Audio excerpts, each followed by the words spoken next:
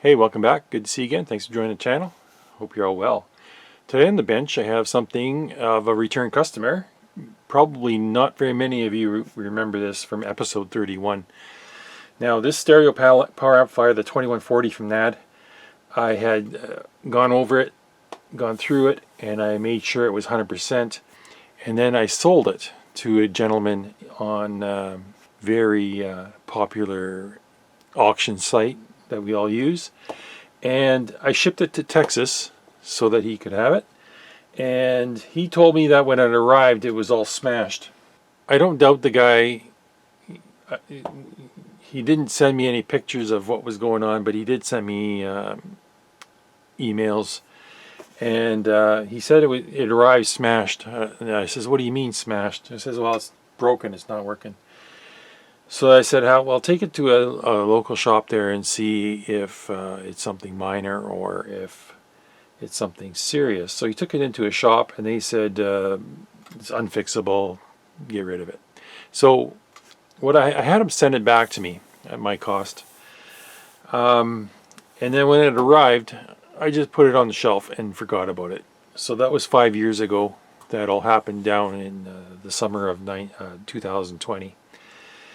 Discouraged, I lost the sale, I lost the money, I lost the money in shipping it to Texas and back, and just really didn't want to look at it again, so I just put it on the shelf and forgot about it. But now I'm looking at this thing. What is wrong with it that it's so beat up? And I'm looking at it here and it doesn't look good at all. I can't remember the condition of it when I sold it, but it has a big hit. It took a hit here. Let's have a look at this. So first of all, I'm noticing this corner here is all damaged from an impact, and this corner here is damaged from an impact. Now if this thing was boxed and packaged and damaged in shipping, it would have one impact. It wouldn't have 5 or 6 that we're gonna see here, because if we look at the back corner, look at the back corner here, it definitely took a hit here on this corner, and it looks like it hit something that was concrete, because that corner is all mushroomed, and this corner is mushroomed as well, as if it hit concrete. And you can see scratches on here. They're not very soft scratches. The only way you get scratches like that is if you drop this on, like I said, concrete. And this corner too is damaged. So I'm wondering, how many drops did this thing take, or was it intentionally damaged by the person that bought it? Maybe he got buyer's remorse and decided to back out of the sale, and he wanted to make sure that he got his money back, so he damaged it. I don't know. I'm just guessing here, but I have a feeling this is intentional, this damage here. I don't think it was packaged in a box. It was wrapped with bubble wrap. If it was dropped, I could see it having one area of impact, but we got 4 on the side. This side is good. There's no impacts on any of these corners. This side, this corner back here has an impact on it. So that, I don't know if that was there before or not. But let's open it up and see what kind of damage we're looking at. Okay, got the screws out in the camera. Hopefully you can get everything in frame here. So this corner here is dented in like it. I don't know why that would be dented in. But let's have a look inside here. And what do we have?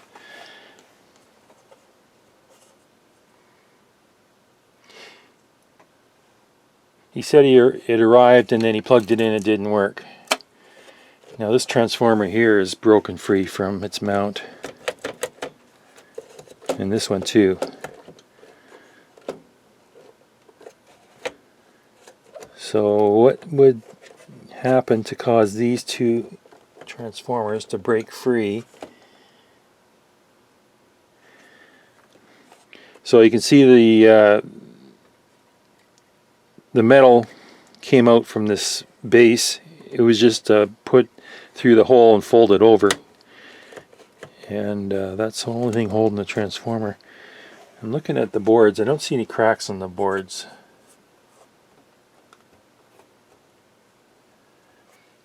Everything looks good here. And I don't see any breaks. Usually if you're gonna get breaks right around where the board is secured, right? If you look at all these securement points, these boards crack easy. So I don't think there's any damage to the electronics.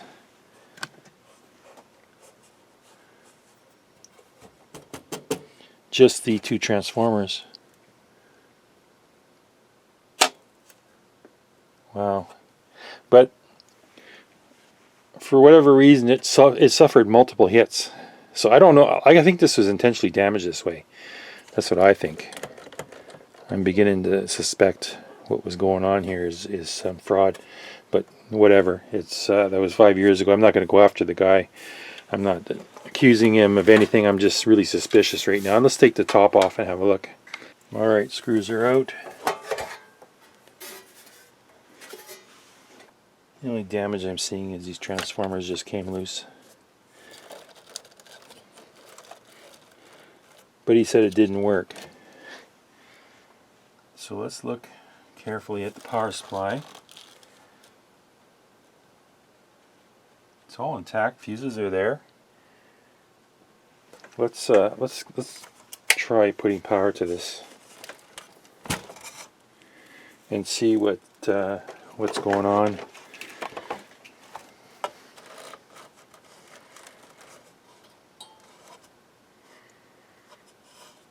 Because I don't see anything that's damaged. Oh, here we go.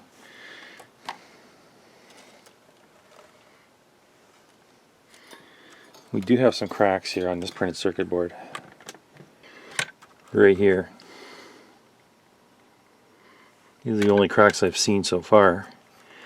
And even they're not that bad.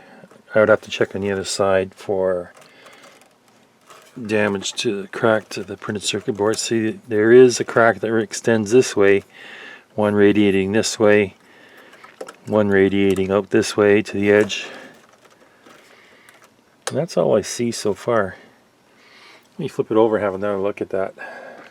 It's almost impossible to see from this side, but here's a crack here, and then there's a crack that runs down across this trace, and then it snakes along this side of this trace, and then it jumps 3 more traces. Now it looks like these 3 or these 5 traces might be cracked, or they're broken. So maybe we shouldn't power it up at this point. But I think what I'm going to do is I'm going to repair these transformers, get them mounted back again. We're going to correct these cracks on these traces, and then we're going to power it up and see if we have any other faults. Aside from the battle scars on the outside, this would be a good amplifier, and I'll probably end up finding it a new home. Somebody that'll appreciate its sound. It was a great sounding amplifier when I had it. And yeah, I think there's something nefarious going on here. I'm not for sure. I'm not going to accuse anybody of anything, but you know, it looks awfully suspicious the way it was damaged. Okay, so I'll have to get this bar out of the way first, and then we can repair these tracks. Okay, got all the screws out. This plate should just come right off. And these are the tabs that came undone. These 2 tabs and these 2 tabs. So it would have had to take a force to draw the transformer this way to pull these out. So this impact wouldn't have caused this. This is a separate impact, and that's why I'm questioning some of this. It took several hits, not just one, to do this damage. And I don't know if it's by design or not, but I'm going to straighten this all up and put this back together, and then we can reattach these transformers to the side plate again, and I'll bring you back in when I'm done. Okay, I did manage to get this back together. It wasn't too hard. It's not a very good design if it's just folded over and they expect this little plate here to carry the weight of that transformer. But now I can put this plate back on, side plate, put the screws, and it'll be secured again. So then we'll move on to the cracks. Alright, so let's repair this damage here. Now I'm going to bridge 1, 2, 3, 4, 5 traces here. The crack extends to about here. So these 3 and these 2 need to be patched. Now it's tempting to just scrape off the solder mask here and put a blob of solder across there. And it'll work, but it won't work for long because solder is very soft and it'll crack. And it really doesn't have any structural strength to it. The board will still want to flex, and solder is no match for that. You have to put a wire across each gap to make a lasting repair. So now here I can use these pads. I can solder from this pad to this pad, that's no problem. And from here I can solder from here. I can stretch a wire all the way out to here, but I don't really want to. I'm going to put a pad here. So I'm just going to take my Dremel and take off the solder mask and create a solder pad. Don't go crazy with the Dremel. This one here.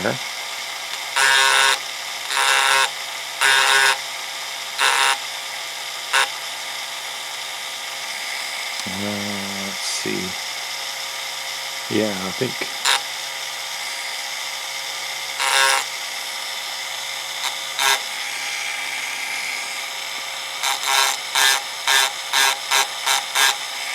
Okay, I think that's going to be good. This one here, I'm hesitating. I don't want to put a solder here because there's too much risk of a bridge. So I'll probably just connect from this pad to here. I could run a wire from here all the way up to here, but maybe I'll do that. I don't know. But this one here, definitely, I don't want to run a wire all the way across. So I heat my iron up and we'll get started on this. Alright, so for wire I'm just going to use this stuff. This is, I don't know what gauge this is. I don't know if it's marked.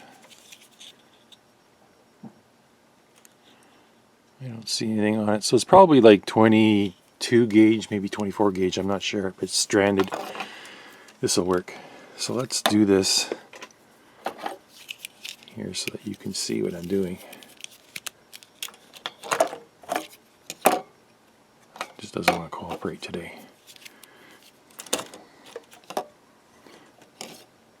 Okay, let's tin this.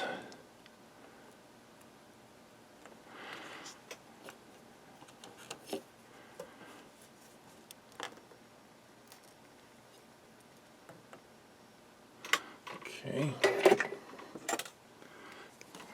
So let's cut this one here.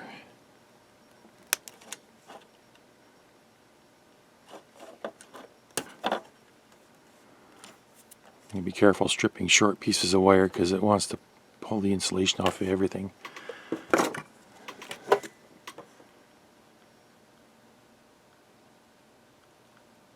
Okay.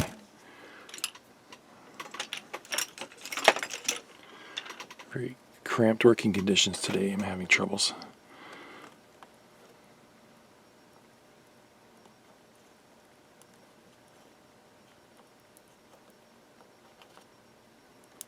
There we go. Okay, so that's our first one.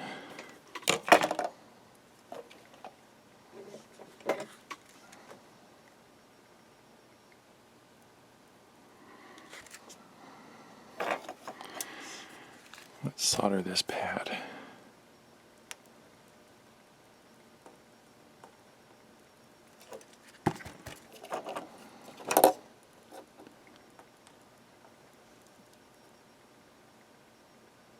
Okay.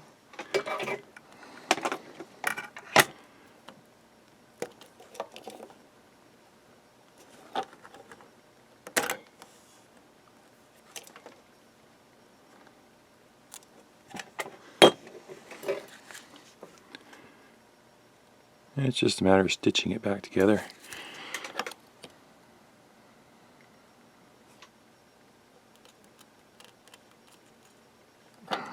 My tweezers.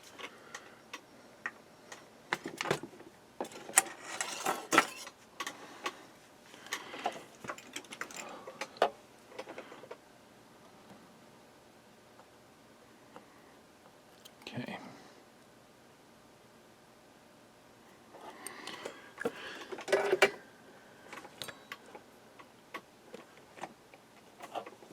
How many more we got?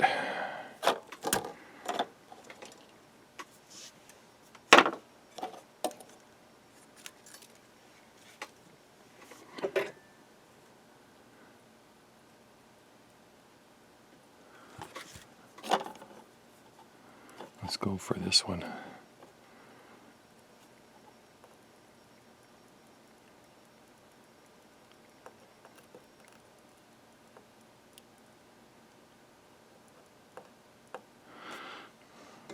I'll clean that up with alcohol later. This one here we can take.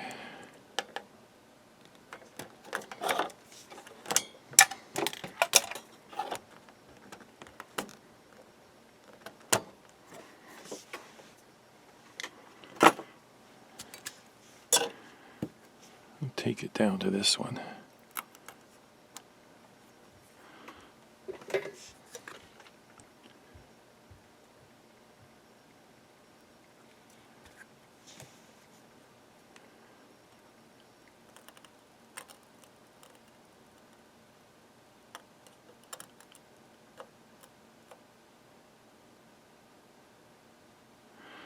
Alright, so we got 2 more left. It doesn't look like much, but I'm probably using too thick a wire here. I probably could scale this down. It's a pretty sloppy job. Let's use a thinner wire for these last 2. This stuff here is wire wrapped wire. It's silver plated copper, single core. So we can use this.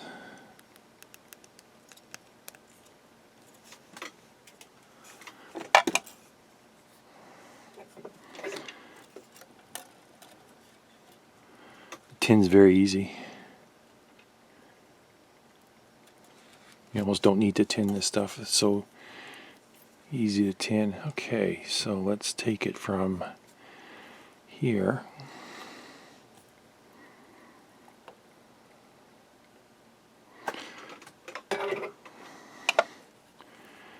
And let's move it to here.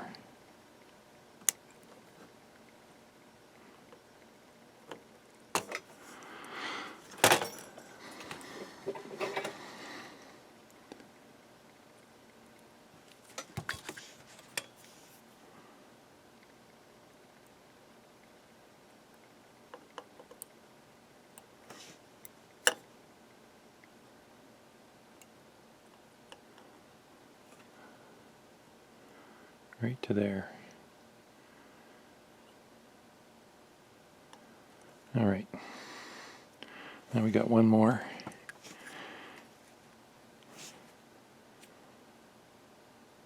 From here.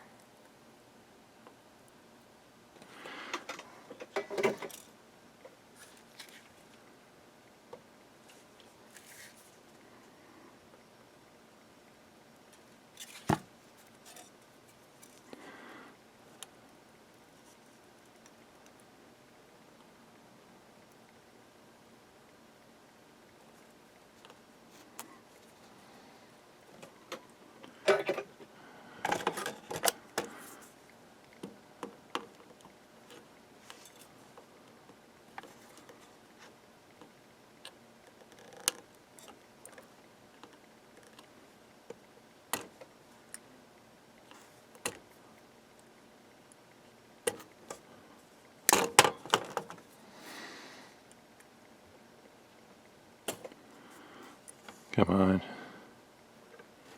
There we go.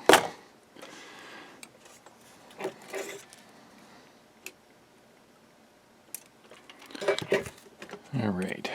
So let's get this in position.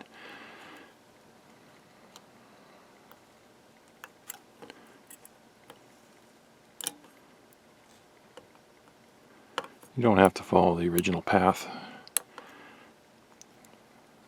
but it makes it easier for following traces.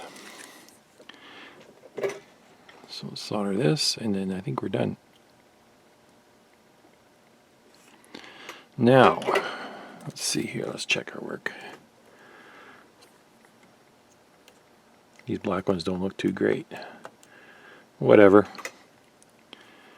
Probably could have made a neater job. I think I've got everything down. Okay. So I'm going to mix up a two-part epoxy. And what I'm going to do is I'm going to bond a fiberglass patch over the broken area. Because it's going to be loose. The securement screw is going to, doesn't have anything to bite onto. And the board's shattered in that area, so I just want to patch it and provide some rigidity to the board. And so we're just going to mix up a little of this stuff. Should be good. And then let's bring this into view.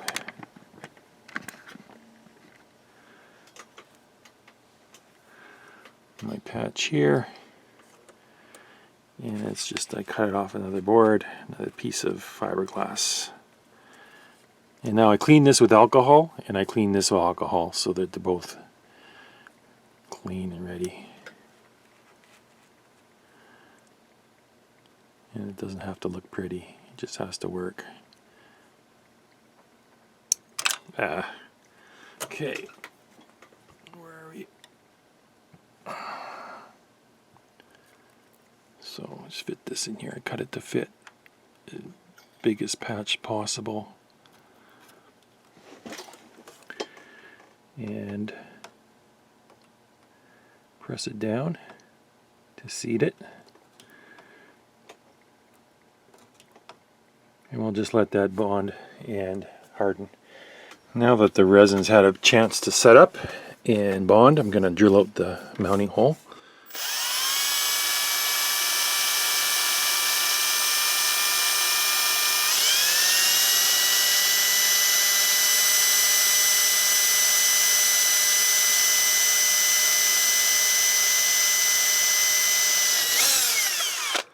Okay, clean that up and then we're good. Alright, the moment of truth. Got it connected to a load, got the scope going, and let's power this thing up. First power up. Everything appears normal. Let's turn on the speakers. A little bit of DC offset on the right channel, the bottom one. As you can see when I flip the switch. That's no big deal. We can adjust for that, I think. I do think, yeah, this does have... Okay, so let's turn on our signal. And our signal is on. Let's turn it up.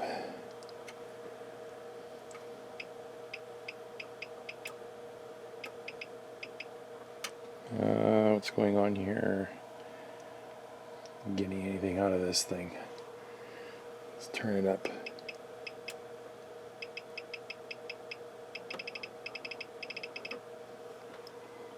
Let's see. What am I doing? Maybe I got the wrong speakers. Let's turn them both on.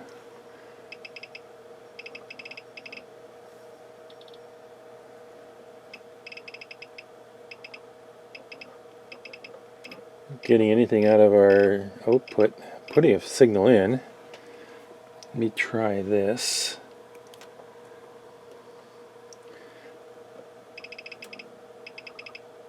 There's such a small signal there. What is going on?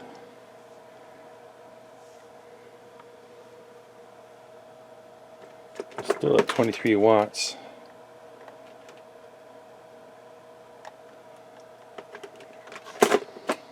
Our power light is on. Let me try some of these other switches here.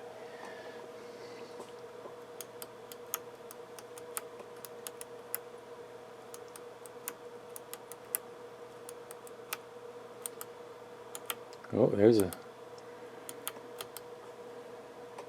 Okay, so we got one channel but not the other. turn this down again. Okay.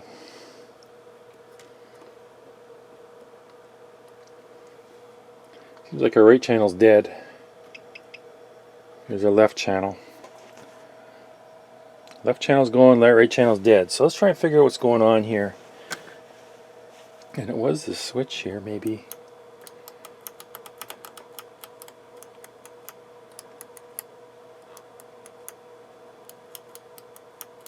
Okay.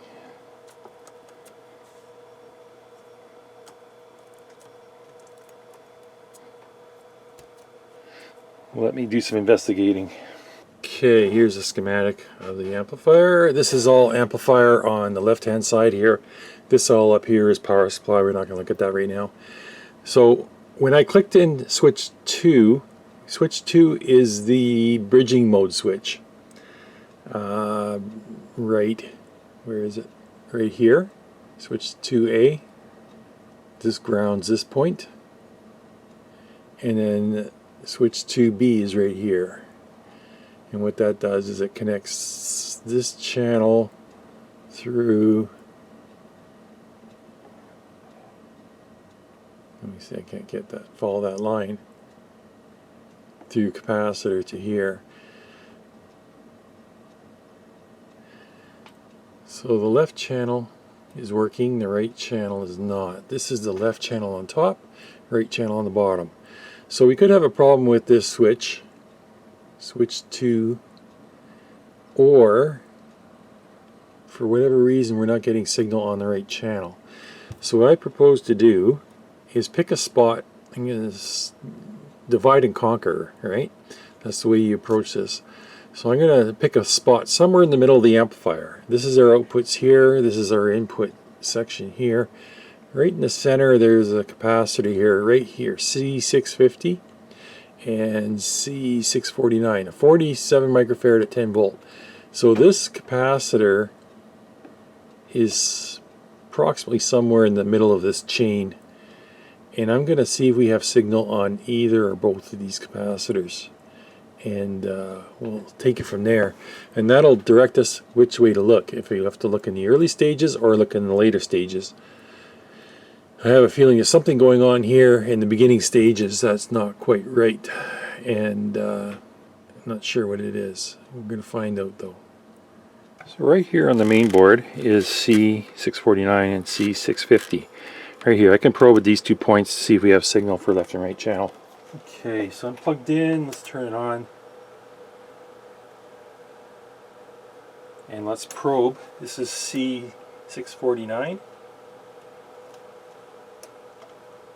Getting anything there. And here's C650. Getting anything there either. So I'm going to push the bridging switch in.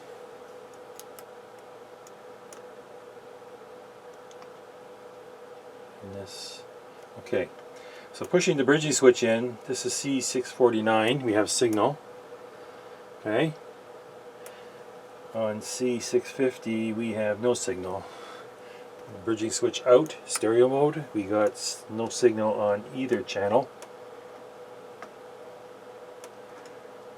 So that confirms our problems early on in the stage of the amplifier. I'm suspecting these switches though are maybe they got damaged when it took a hit. I'm just going through and looking at the power supplies here. So we got some wonky measurements that aren't right. We got a plus minus 45 supply and a plus minus 25 volt supply. And there's 2 transistors here, 2 transistors here that do that regulation. So Q805 and I think it's Q801 are the plus minus 45 volt. So if I check on the collectors of those 2 transistors, we should have our full unregulated voltage. So here's the collector on this one. We got almost 60 volts there. If I check the collector of the second one,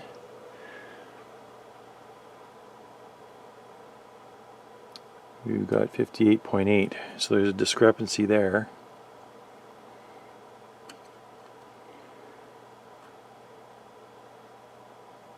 by about a volt, but that's not the issue. The issue is if I go collector or emitter, I got 40 volts.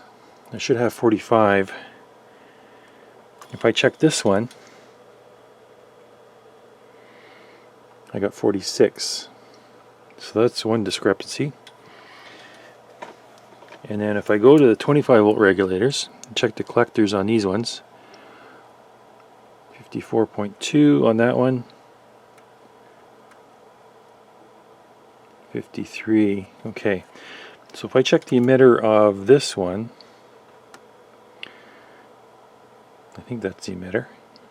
No, I might have the base on that. Let me check this side here. Be very careful I don't short anything. 28.2. And if I go here, 25. Negative 25. Okay.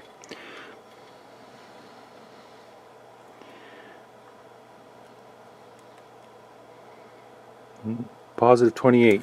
So I got some wonky voltages on the power supply. I'm going to have to dig into this. Okay, I think I found the cause of my one dead channel. This is the input connector. This is the normal input, and then up here we have the lab input. But the normal input, you can see this. This one's broken. You see it's moving. Okay, so we got no continuity between here and here. Nothing. This one here, we do have continuity. So let's check this one. That one's good. Where does this one go?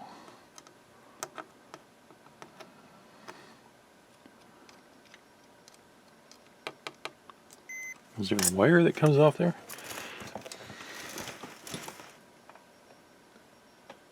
No. We should have a continuity between this one. Where are we? Between this one and this one, we should have a resistance. Okay. So what do we got here?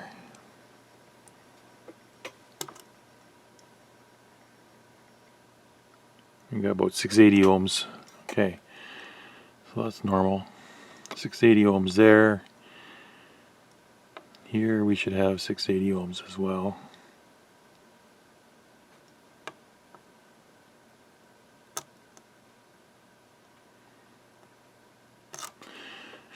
Anyways, I'm going to fix this joint here, and then we'll give it another test.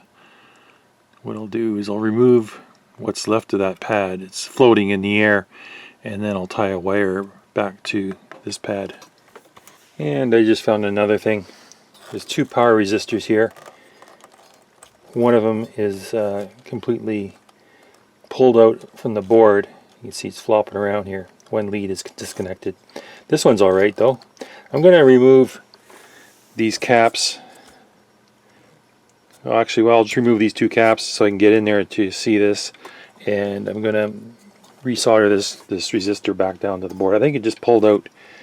It got whacked and the inertia of the force pulled that wire right out of the joint.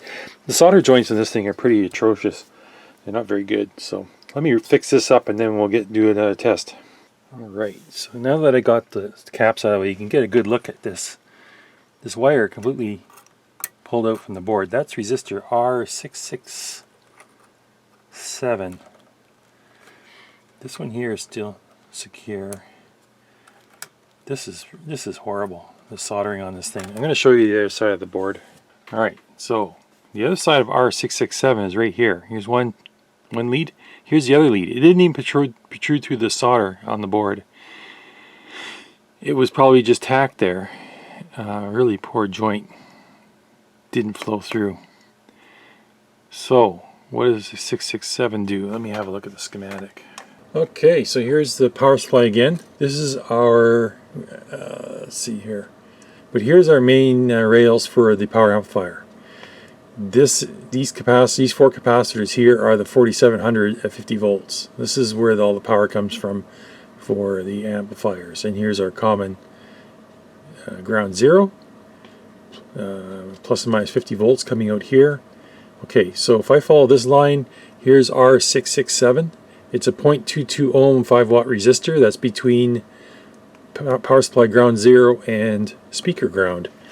I don't know why NAD would want to install a 220 milliohm resistor in this line. You want this resistance to be 0 or very close to it. I don't know what advantage they have by doing this. So, okay, round 2. Let's see if this works now. So I did a couple repairs. One is the input jack was broken, resoldered, and that power resistor was pulled away from the board, and that was resoldered. So we should have our channels back, hopefully. So let's turn this thing on, and let's hope it doesn't blow up on us. Here we go.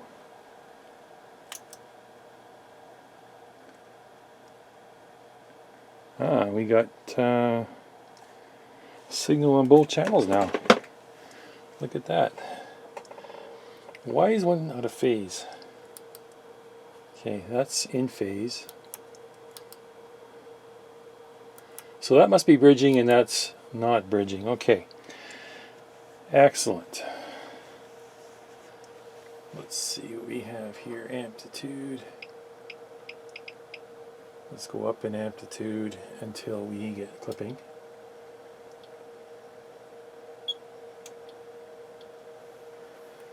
Okay.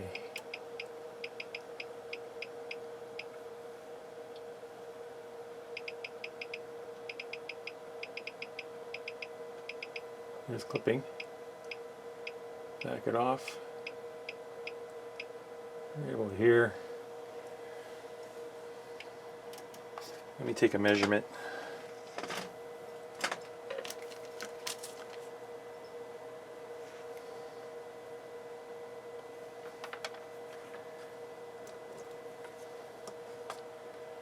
What do we got here? 25.54 volts. That's on the left channel.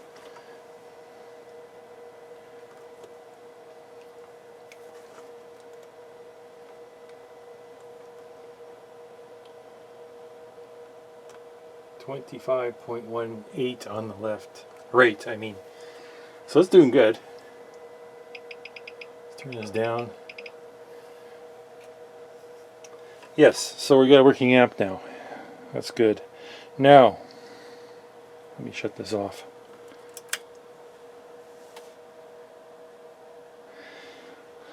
I'm going to address the elephant in the room here. When I did this work last time, I only changed about 8 or 10 capacitors, and now those were just the ones that failed. Now I left the rest of them alone. These are these Mashashita caps. These are garbage caps. They should all go. So what I'll do is I'll continue replacing these caps, and another thing I need to do is go over the bottoms of these boards and resolder every connection, because there's a lot of cracks I'm seeing. Filter capacitors, these are 4700 at 50 volt, and there's 2 in parallel with each other, so they're actually doubling up the capacitance to 10,000 on the plus and minus. And when I had those 2 out, I checked them, and they're pretty close to value. So I'm going to leave these 4 caps alone. I'm just going to replace all the others that I haven't replaced, and then do some resoldering and cleaning up the boards a bit, and then we'll call it a day. I'm trying to make heads or tails out of this here. Power output. Continuous average power output 8 ohms is 50 watts. Alright. Clipping headroom is half a dB. Clipping power at 8 ohms is 57 watts. I measured 81. So dynamic power at 8 ohms, 80 watts. So this is probably what I measured. And it says it's down. You can use this on 2 ohm loads. I don't know if I would do that. But yeah, it's interesting the way they're classifying or reporting their power output. They're getting very conservative with their numbers, I think. So this is capacitor 611, and it's 1000 microfarad at 6.3 volts. Completely corroded a leg off. This is a emitter bypass capacitor. So in its place, I'm going to use a very low ESR 1000 microfarad solid polymer cap, and this will do an excellent job of replacing this one. So we're going to do some mods here, maybe some changes. I'm looking at this, I'm not very happy with this, but this is what NAD creates. This is their build quality. So they're using these TO3 transistors here on this little pathetic heatsink angle iron. It's not even 1/8 of an inch thick. So it's not conducting a lot of heat away, but that's not what we can do about that. But these transistors, they made provisions on the board for the TO3P transistors like this. It would have been better if they ran with these ones instead, because they do line up with the board. There's probably just drill a mounting hole here already, but whatever, we're going to stick with these. The problem is these, look at this, this is loose, connector connection here is loose. This one I removed. If I go up here, this one's loose, this one's really loose, it's flopping in the wind. So pretty poor design. What I'm going to do is I'm going to add a star lock washer. Let's see if I can find one here suitable.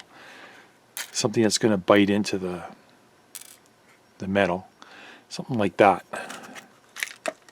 So I'm just going to remove this.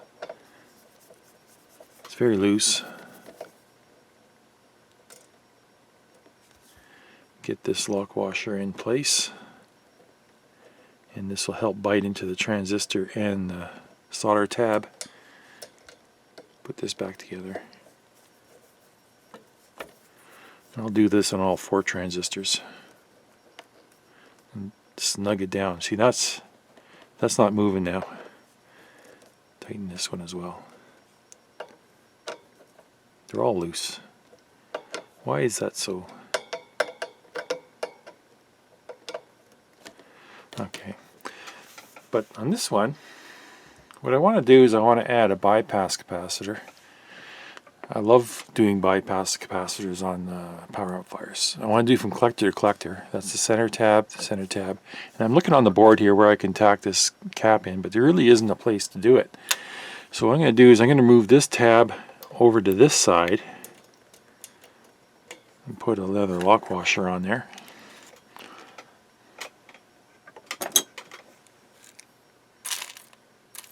See if I can find one. Here's one. And let's see, let's put this lock washer in.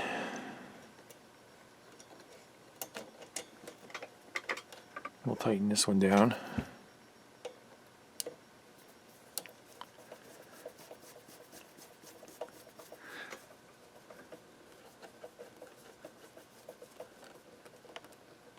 Okay. So now that gives me a spot I can put my capacitor. I can put it right between the 2 collectors. And I'll just let it rest right there. So I'll get some insulating tubing just for this 1/2 inch of the legs, and then I'll bring it back in when I'm done. Alright, so that's what it's going to look like when it's done. So I'm just going to check continuity here. Okay. We're open, and then we have our collectors from here. And from here, nope, from here. So we're all good, and that's secured. I put some silicone there to bond that cap to the heatsink just to keep it from moving. Insulated the legs so it doesn't touch the screw, because that's a direct short to ground. Yeah, so this is how I'm going to bypass that power on the power amplifier. I'm going to do the other channel now. I'm just putting things together, and I found another cock up on my part. So I put this capacitor right where my strut needs to go. This is where the mounting strut. So this cap's right in the way. I'm just going to cut this off here. It's all it does is it mounts. It supports the bottom of the heatsink, and there's no threads here. There's no screws, so I could just cut it off. And I'll have to protect that edge so that it doesn't cut through the capacitor. But this is kind of necessary. So, yikes. So just zip that off and smooth it out. Probably what I'll do is I'll put, we'll see how much clearance I have here. I might put a piece of insulating plastic. Okay, let's see how this fits. So I put this in, and yeah, we're going to have let's see here, right there. We're going to have about a millimeter clearance. But what I might just do is take a piece of the insulating sheet, cut it to fit, and just glue it in there just to add protection so there's no abrasion, or if there's any crushing force. I don't want it to break through because this would be a dead short. I've got 103 volts between these two collectors, so 50 volts, 51 volts to ground. I'll put a little insulating sheet there. I've always gone on about these NADs and their build quality is garbage. But they have some nice design features. Like this one has a nice design feature. It's got independent ground for the left. You can see the one wire goes through and then it follows through to the other speaker connector. So there's an independent ground for one channel and the other. And it goes back to the power supply, ground zero. That's a good thing. But on the other hand, they put these 4 caps in and then they just glued them to the board, and they are flopping in the wind. So they really should have a blob of silicone between them to make this rigid, this whole assembly. So I tacked these 4 capacitors together. Once that silicon hardens, it'll make a solid block, and they won't be flopping around in the wind. And it's things like that that improve reliability and extend the life. But if you ever had a cracked solder connection on one of your main filter caps, it's kind of a scary thing, because you're getting all that raw unfiltered DC going into your amplifier. It makes some horrible noises. Okay, so I'm pretty much done here. Got everything buttoned up. I think it's just a matter of doing testing now. Well, let's power it up and we'll do our initial bias adjustments and get this thing going. I'm just going through and doing the bias adjustments for the amplifiers. Now the instructions in the service manual is not very clear. It says you connect your voltmeter between the positive of the speaker terminal and a test point on the board, and they do that for each channel. And they say test point 1, test point 2, but there's no marking on the board where the test points are. There's no ink that says TP1.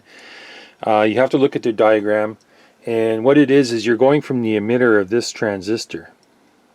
It's not really clear in the instructions. I wish they would have just said from the emitter of Q so-and-so to positive speaker terminal, but they didn't. They wrote it up kind of goofy, and it just says test point 1 to positive the speaker terminal. So once you get your ohmmeter or voltmeter connected, you turn it on and you have to wait, and then you have for example here I'm at 6.3 and climbing. It is a drifty adjustment, but you just keep going in here and tweaking it down to get 6 millivolts.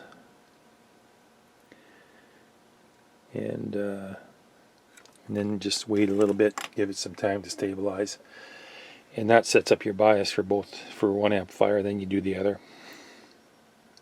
Now, some things you got to remember here. You got to remember to turn your speakers on, otherwise you're not going to get a connection between the amplifier and your positive.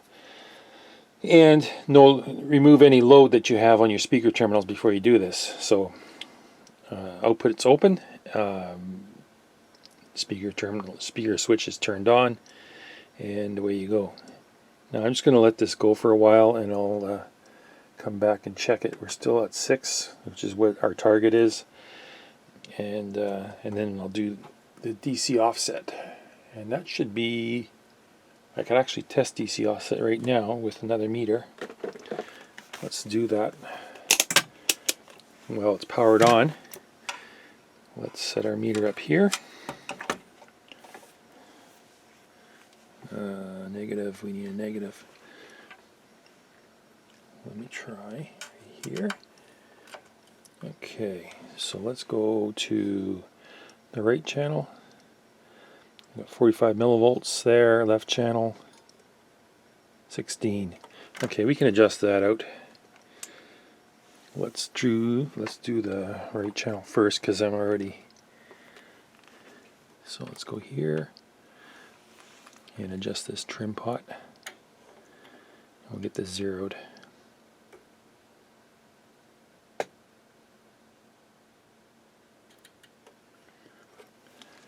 I need a good connection.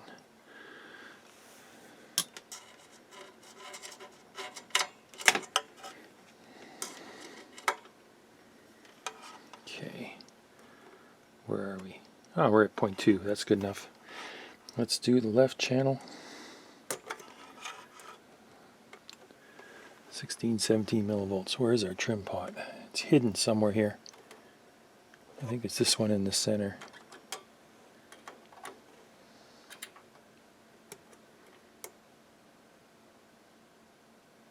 Okay, wrong way.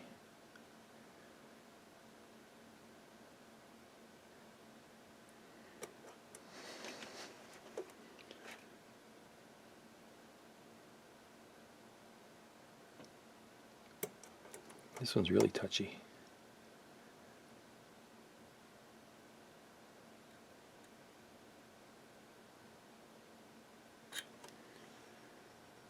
Yeah.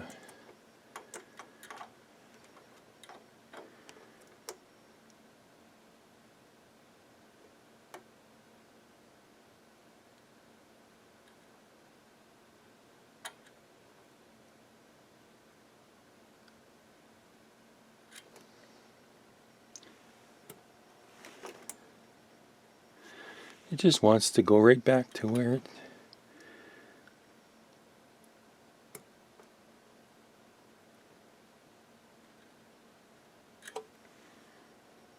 I'm going to leave it there. Right around 2 to 5 millivolts. And here's our power consumption with the bias set up to the correct amount, so you should be around 24 watts. I'm just going through and looking at this power supply and the imbalance between the positive and negative rails. So I did some measurements on the plus minus 45. Here I got 45 volts, which is correct. Here I got 40.1, which is 4.9 volts low. Okay. Now there's also two 25 volt supplies, plus 25 volts measured 28.7, which is about 3.7 volts high. Negative 25 measured negative 25, which is right on. So these supplies are independent of each other. The 25 volt supply gets its voltage from the 45 volt supply.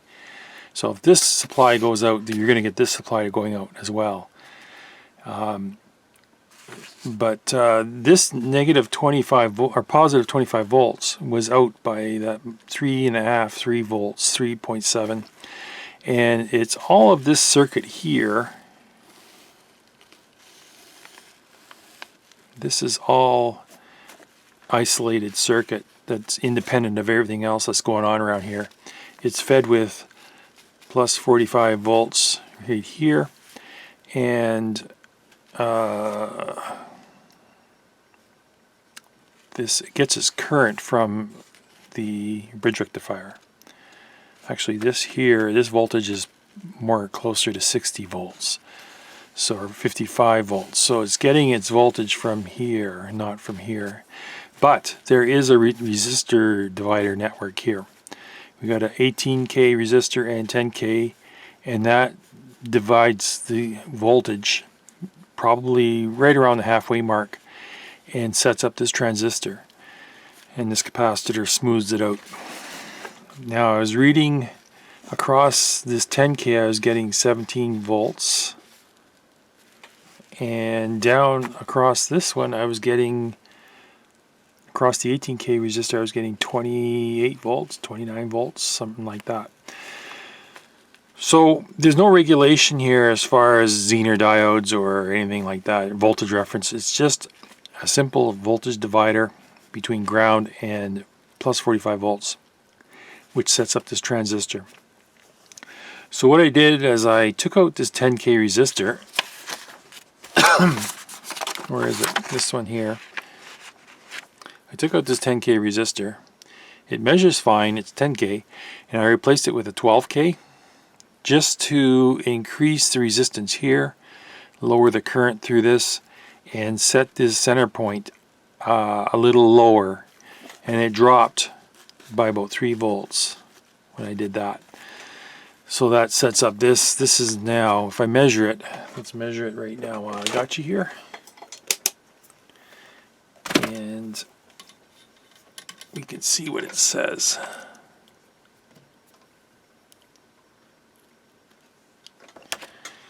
Okay, we're plugged in.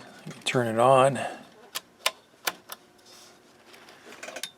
And if I measure, where are we here?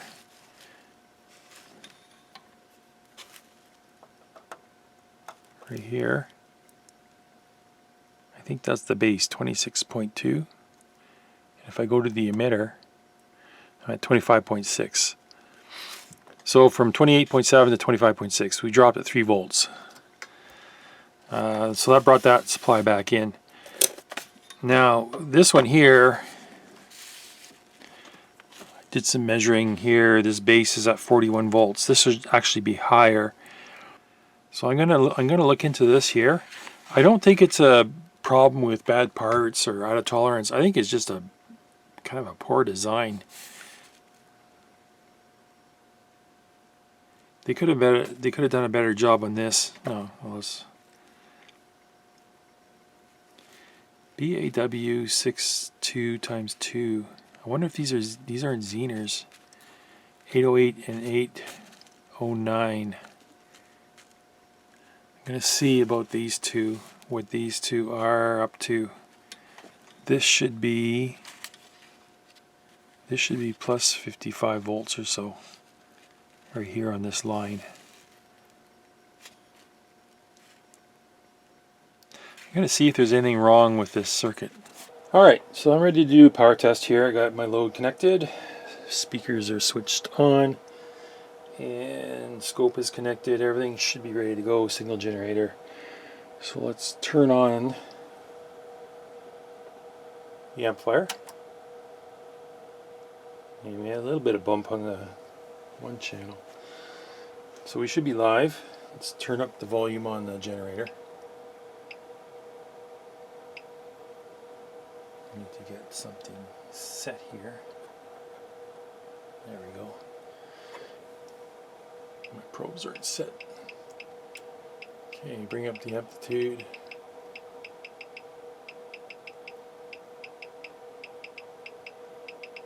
Okay, we're clipping now.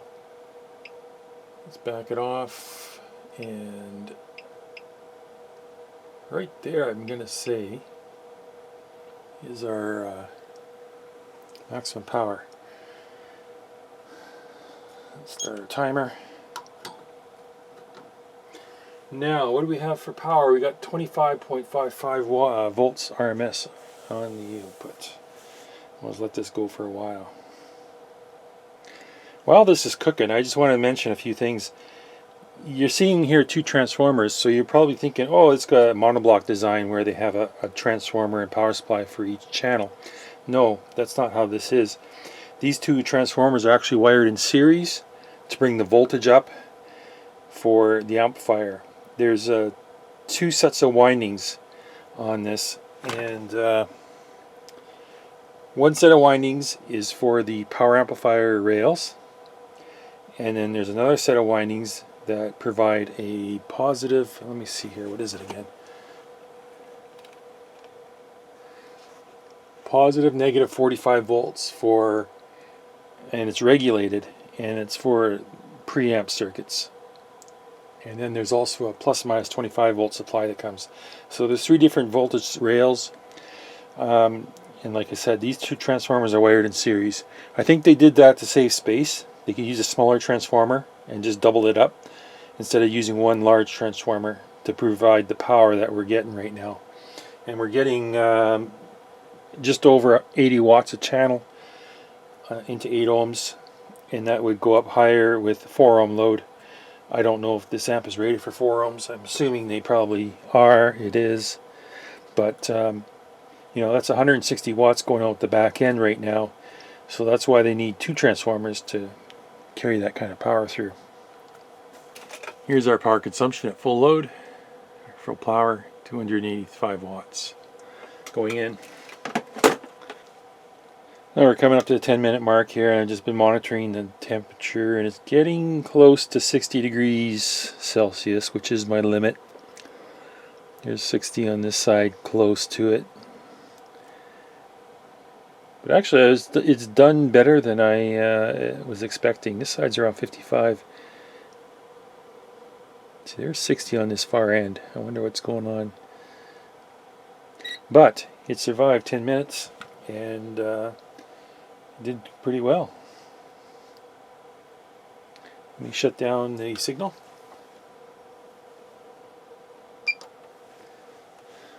Okay, let's do square wave. I'll turn down the signal and we'll turn up our scope, and let's turn the signal back on. And then let's adjust this for, that's actually looking pretty good for 1000 hertz tone. There's no, and I'm going in on the lab input. There shouldn't really be a difference between the lab and the normal, but what I can do is I can take one channel, the left channel is the top one.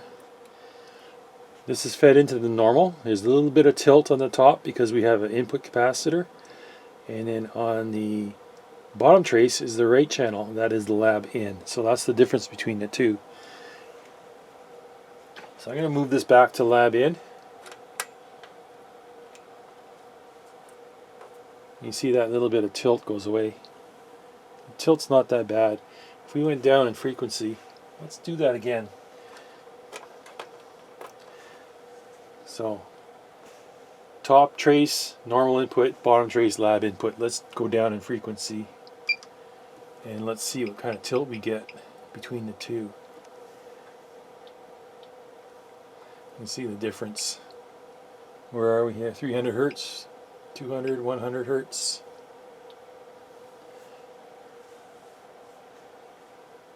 So now we can see quite a difference between the top trace is normal input, bottom trace is lab input. So let me move this back to the lab. And now they're both more or less equal. So let's go down some more. 90, 80, 70, 60.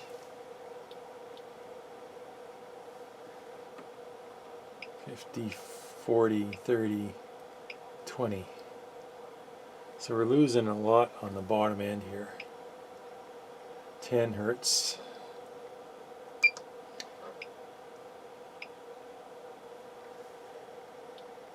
Now we're down around 8 hertz.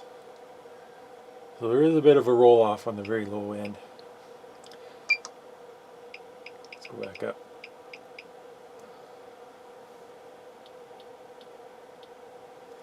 Okay.